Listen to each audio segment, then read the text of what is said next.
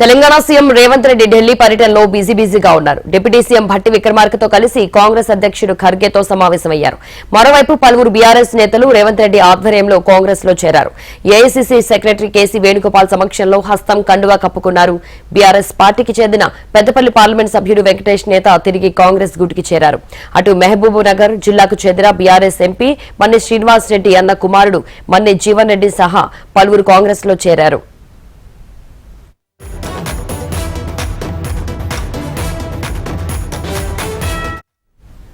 Telangana CM Revanth Reddy Delhi పర్యటనలో బిజీగా ఉన్నారు. డిప్యూటీ సీఎం భట్టి విక్రమార్కతో కలిసి కాంగ్రెస్ అధ్యక్షుడు ఖర్గేతో సమావేశమయ్యారు.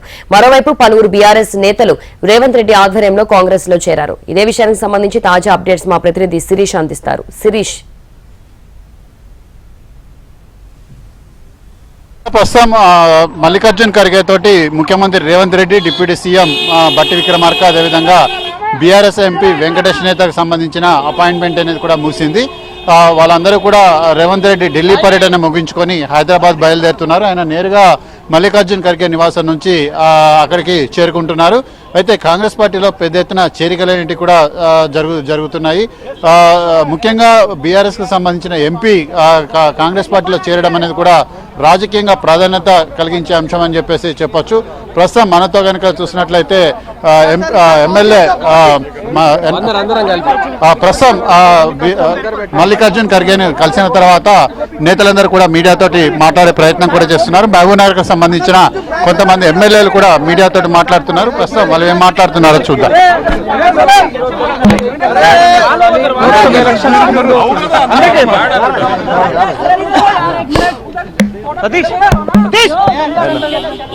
ఈరోజు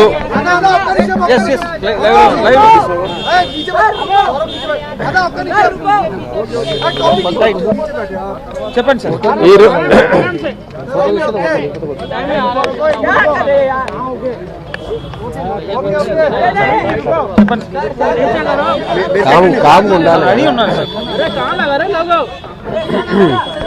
ఈరోజు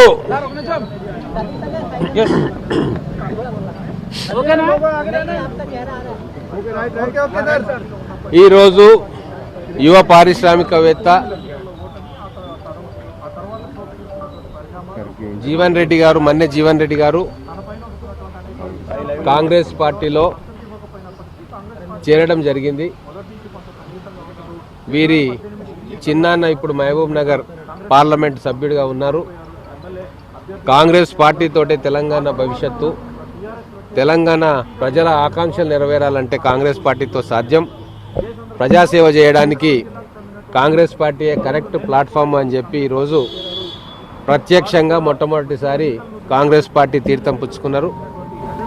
వారి ఇంపార్టెన్స్ను గుర్తించి, వారు చేసిన సేవా కార్యక్రమాలు గుర్తించి భవిష్యత్తులో వారు కాంగ్రెస్ పార్టీకి పెద్ద అండగా ఉంటారని భావించి సాక్షాత్తు కేసీ వేణుగోపాల్ గారు కండువా కప్పి వారిని పార్టీలోకి ఆహ్వానించారు.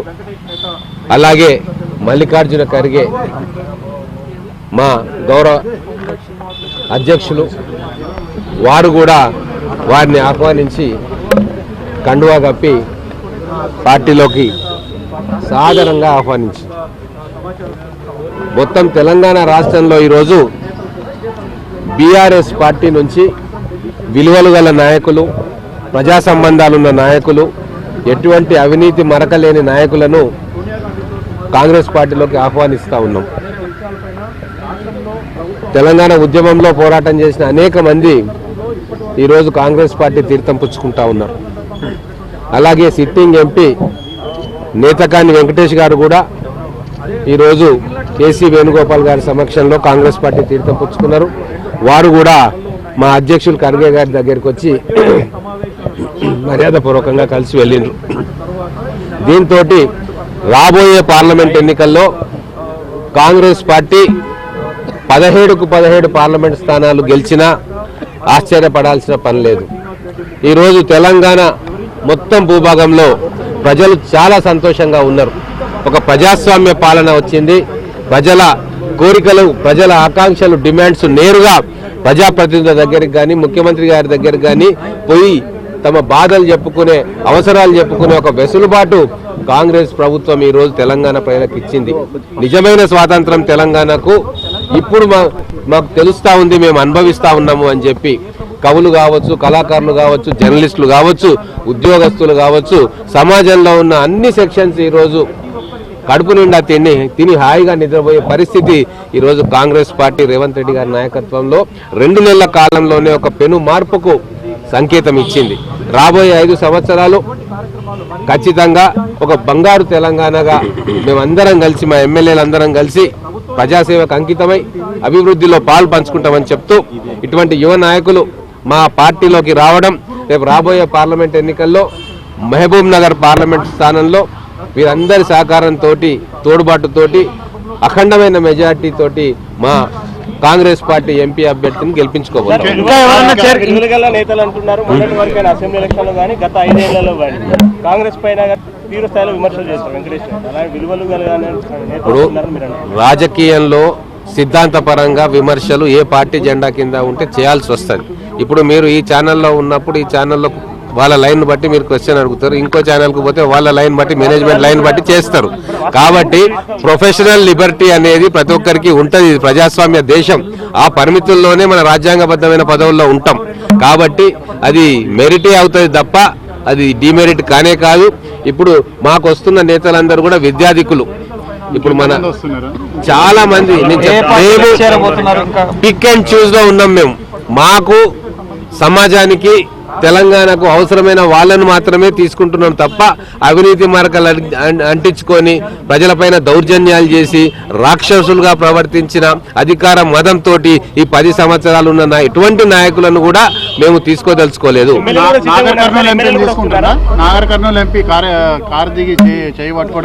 ప్రతి ఒక్కరు కూడా మా అధిష్టానంతో టచ్లు ఉన్నారు, మా జిల్లా నాయకత్వంతో టచ్లు ఉన్నారు, మా డిసిసి ప్రెసిడెంట్లతో టచ్లు ఉన్నారు. కానీ నిర్ణయం తీసుకునేది మాత్రం మా సూచనలు, మా డిసిసి ప్రెసిడెంట్, మా అందరి నాయకుల సూచన సహకారంతో రాష్ట్ర హైకమాండ్ నిర్ణయం తీసుకొని ఇక్కడ సెంట్రల్ హైకమాండ్ కు వర్తమానం పంపిస్తే ఆ చేరిక ప్రక్రియ కొనసాగుతుంది.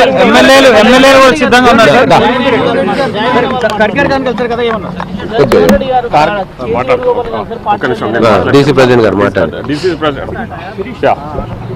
అందరికి నమస్కారం. ఈరోజు మహబూబ్ నగర్ పార్లమెంటుకు సంబంధించి మహబూబ్నగర్ సంబంధించిన యువ పారిశ్రామికవేత్త సోదరుడు మన్నే జీవన్ రెడ్డి గారు కాంగ్రెస్ పార్టీలో చేరడం జరిగింది.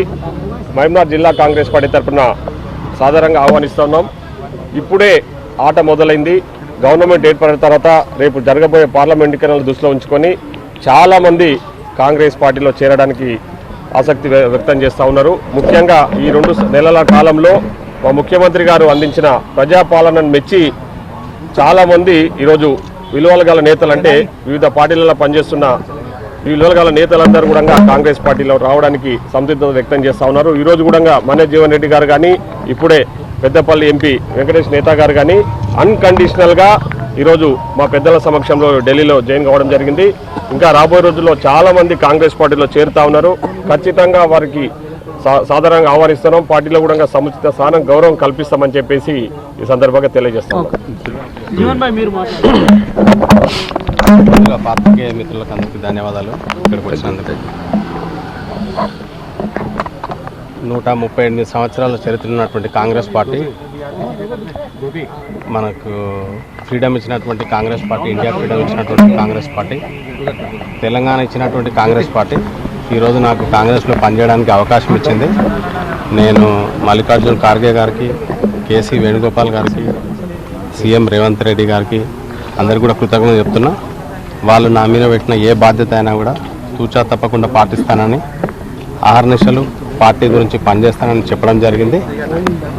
వచ్చే రాబోయే ఎన్నికల్లో, పార్లమెంట్ ఎన్నికల్లో గట్టిగా కృషి చేసి ఉమ్మడి పాలమూరు జిల్లాలో 2 పార్లమెంట్ కాన్స్టిట్యున్సీలు కాంగ్రెస్ గెలవడానికి నా వంతు హెల్ప్ నేను చేసి పార్టీని గెలిపిస్తానని చెప్పడం జరిగింది. బాబాయ్కి వ్యతిరేకంగా పనిచేసేందుకే కాంగ్రెస్ ఎంచుకున్నారా? అట్లనేం లేదు. Family relations are different, political issue is different. మేము అందరం మాట్లాడుకొని నిర్ణయం తీసుకోవడం జరిగింది. బాబాయ్ కూడా కార్ దిగుతుండ్రా? ఇంకా డెసిషన్ తీసుకోలేదు. డెసిషన్ తీసుకుంటే డెఫినెట్గా చెప్తాను. టాక్స్ కూడా ఏం లేవు.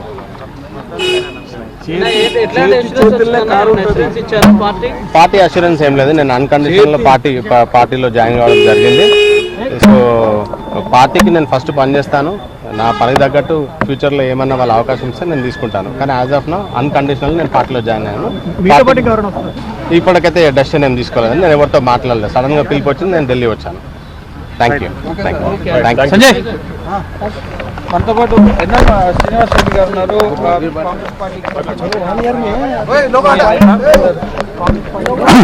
సో ఇది జాయినింగ్స్ కు సంబంధించి ప్రస్తుతం అయితే సీఎం రేవంత్ రెడ్డితో పాటు బట్టి విక్రమార్క, అదేవిధంగా వెంకటేష్ నేత అందరు ముగ్గురు కూడా ఎయిర్పోర్ట్ బయలుదేరారు. మరికొద్ది సేపట్లో వాళ్ళు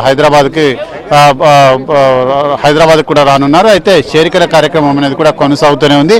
మరికొంతమంది బీఆర్ఎస్ కి సంబంధించిన సిట్టింగ్ ఎంపీలు కూడా కాంగ్రెస్ పార్టీ అధిష్టానంతో టచ్ లో ఉన్నట్లుగా కూడా తెలుస్తోంది. రానున్న రోజుల్లో వాళ్ళు కూడా కారు దిగి చేయందుకునే అవకాశాలు ఉన్నట్లుగా కూడా కాంగ్రెస్ పార్టీకి సంబంధించిన వర్గాలు కూడా చెప్తున్నాయి. రాజ్యసభ ఎన్నికల కంటే ముందు పలువురు కాంగ్రెస్ కి సంబంధించిన సిట్టింగ్ ఎమ్మెల్యేలు కూడా పార్టీలో చేరబోతున్నట్లుగా కూడా సమాచారం. అయితే వీళ్ళందరూ కూడా అన్కండిషనల్ గా పార్టీలో చేరుతున్నారని చెప్పినప్పటికీ కూడా వెంకటేష్ నేతకు పెద్దపల్లికి సంబంధించిన ఎంపీ టికెట్ అనేది కూడా అధిష్టానం ఖరారు చేసింది. కాంగ్రెస్ పార్టీ అధిష్టానం ఎంపీ టికెట్ సంబంధించిన హామీ అనేది కూడా ఇచ్చిన నేపథ్యంలో ఆయన కాంగ్రెస్ పార్టీలో చేరుతున్నట్లుగా కూడా సమాచారం కూడా అందుతుంది. అయితే బీజేపీతో కూడా సంప్రదింపులు జరిపినప్పటికీ కూడా ఆయన చివరికి కాంగ్రెస్ పార్టీనే ఎంచుకున్నారు. కాంగ్రెస్ పార్టీ తరఫునే పెద్దపల్లి లోక్సభ స్థానం నుంచి పోటీ చేయాలని చెప్పేసి వెంకటేష్ నేత నిర్ణయించుకున్నారు. దీనికి సంబంధించి సీఎం రేవంత్ రెడ్డితో పాటుగా అదేవిధంగా కాంగ్రెస్ పార్టీకి సంబంధించిన సంస్థాగత వ్యవహారాల ఇన్ఛార్జు కేసీ వేణుగోపాల్, అదేవిధంగా ఏఐసీసీ అధ్యక్షుడు మల్లికార్జున్ ఖర్గే కూడా గ్రీన్ సిగ్నల్ ఇచ్చినట్టుగా కూడా సమాచారం. దానిలో భాగంగానే ఆయన కాంగ్రెస్ పార్టీలో చేరాలని చెప్పేసి నిర్ణయించుకున్నారు. 2018లో ఎమ్మెల్యే ఎలక్షన్స్ లో ఆయన చెన్నూరు అసెంబ్లీ నియోజకవర్గం నుంచి పోటీ చేసి అప్పుడు సిట్టింగ్ ఎమ్మెల్యే బాల్కసుమన్ చేతిలో ఓడిపోయారు. ఆ తర్వాత 2019లో జరిగిన లోక్సభ ఎన్నికల్లో ఆయన తిరిగి బీఆర్ఎస్ పార్టీలో చేరారు. బీఆర్ఎస్ పార్టీ నుంచి ఎంపీగా పోటీ చేసి గెలుపొందారు. అయితే గత కొద్ది కాలంగా బీఆర్ఎస్ పార్టీ అధిష్టానంతో ఆయన అంటిముట్టనట్టుగా వ్యవహరిస్తున్నారు. అక్కడి నుంచి పెద్దపల్లి లోక్సభ స్థానం నుంచి మాజీ మంత్రి కొప్పులీశ్వర్కు బీఆర్ఎస్ పార్టీ టికెట్ కేటాయిస్తున్న నేపథ్యంలో ఆయన తనకిక అటు బీఆర్ఎస్ పార్టీలో టికెట్ రాదని చెప్పేసి భావించి ఇటు బీజేపీ అదేవిధంగా కాంగ్రెస్ పార్టీ తోటి సంప్రదింపులు జరిపారు. చివరికి ఆయన కాంగ్రెస్ పార్టీలో చేరాలని చెప్పేసి కూడా నిర్ణయించుకున్నారు. ఆ నిర్ణయంలో భాగంగానే ఈరోజు ఈ చేరిక అనేది కూడా జరిగింది. నిన్న రాత్రి సీఎం రేవంత్ రెడ్డి తోటి కూడా ఆయన దాదాపు గంట పైగా సుదీర్ఘంగా భేటీ అయ్యి భవిష్యత్ కార్యాచరణ వీటన్నిటిపై చర్చించారు. ఆ తర్వాత స్పష్టమైన హామీ రావడంతో ఈరోజు ఆయన కాంగ్రెస్ పార్టీలో చేరడం కూడా జరిగింది. Right Sirisha, thank you.